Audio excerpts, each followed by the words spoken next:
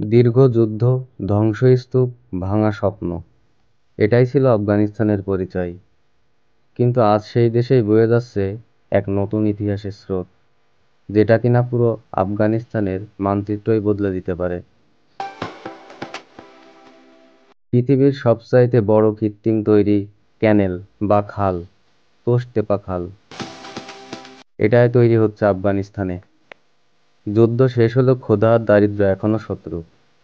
তালেবান সরকার বলছে, আমরা শুধু অস্ত্র নয়, এখন গড়ব ফসল। আমদরিয়ান নদী থেকে পানি এনে এই খাল 285 কিলোমিটার জুড়ে তৈরি করবে নতুন এক কৃষির ভূমি। এটার প্রধান লক্ষ্য 5 লাখ হেক্টরের বেশি জমিতে সেচ পৌঁছে দেওয়া। এ যেন যুদ্ধবিধ্বস্ত জাতির হাতে এক আশার বীজ। এই ধরনের তথ্যবহুল ভিডিও পেতে হলে মেধা এক্সপ্লোর চ্যানেলটি সাবস্ক্রাইব করে রাখুন। ধন্যবাদ সবাইকে।